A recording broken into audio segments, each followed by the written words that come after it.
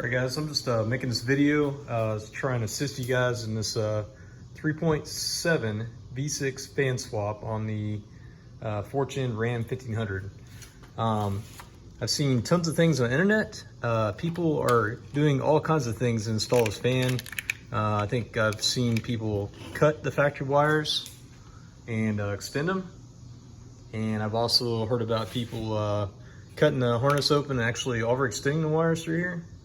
So then it'll plug into the 3.7 electric fan resistor, which just a heads up, this resistor is actually not needed on this swap whatsoever because the resistor is actually for low speed operation for the V6. So we only use the high speed on the Ram. So the power just basically bypasses it and goes straight to the fan.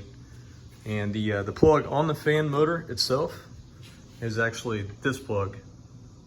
So I'll just kind of show you guys what I've done here. This will prevent you from having to cut any wires. It might cause you to have to take the truck apart like I did myself.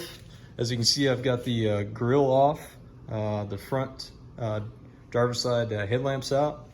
But all I've done here is I've cut this harness open and I've basically rerouted the wire, the 10 gauge purple and black wire to the fan motor. I've actually opened it the harness all the way up to the fuse box. And now this harness will actually plug straight into the motor. And this plug here is actually what came with the Dorman fan, the 3.7 V6 fan. So what I've done here is, this is our factory female plug. It's a 4-pin. Only 2 circuits are used for the high speed, because remember this 5.7 V8, so it does not have the low speed. And it is actually the same series plug as the connector on the fan motor, because this plugs straight inside the motor. This plug was actually connected on this resistor harness to the motor. So I just unpinned it and put it in the 2-prong female plug. And now this plug will actually, let me show you here. So it's actually, I've got the wires routed in between my Whipple radiator tank and the fuse box. And as you can see here, see if I can get you a good view. This will actually plug straight in to the motor. And one thing I'd have to say here is this is a $100 Dorman version. This is a lot higher quality than the other aftermarket companies like Tyke and some other ones. But I would have to say it is a lot lower quality than the Mopar.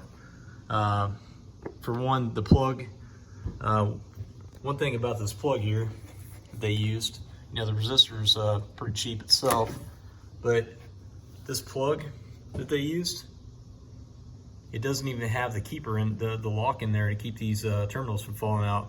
I actually had one of them fall out. As you can see, the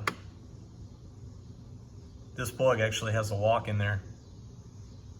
So, and the Mopar version that I just ordered from Summit Racing, that it's coming in I think Monday, actually has this Mopar plug on it, the 2-pin plug. So let's see here, and I'm not sure if I said this or not, but this shroud, when I got from Summit Racing, actually came to me. You know, I paid the extra for shipping, like they've been charging, and it actually has a crack on the bottom of the shroud. I just kind of let it go. I didn't make a big deal out of it. But as you can see here, here's this Dorman version resistor that's, you know, it is cheap. I know we don't even use it on the 5.7, but even the wires, that's like a 12 or 14 gauge. The factory wires to our AC fan is actually 10 gauge. I've looked it up in Tech Authority. And it's something else. This tape that they used to put this harness together, there's two different types of tape. You can see this like really thin electrical tape. It's actually a 0.13 millimeter thickness. It's actually made for conduits, or not, well, this is not an aircraft, so you wouldn't call it a conduit, wiring harness. And this other tape here is like a black, like duct tape. It's very strong. I think I spread some on the internet, they're calling it like nuclear tape because it's so strong. Here's some of the wire disassembled here. This is that really thin tape. I found this stuff on eBay. I could give you the link if you guys need it, but this stuff is 0.13 millimeter thickness.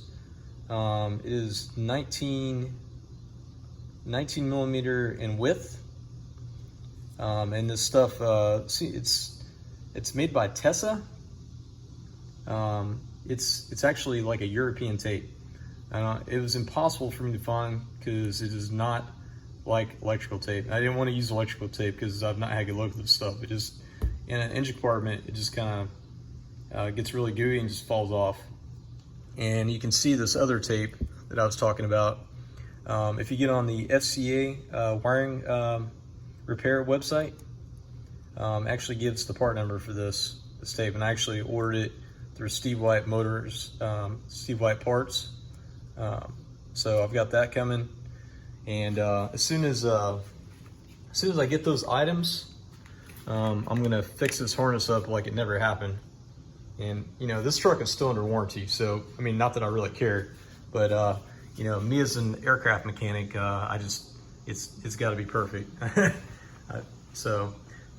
hope this helps you guys, because I've seen a lot of different things getting hacked up on these trucks when it comes to this V6 band swap, and it's just not necessary. You basically just have to reroute the wire all the way up to the fuse box, and no wires were cut here or anything like that. Like I said, I've just got to put it back together and then I'm good to go.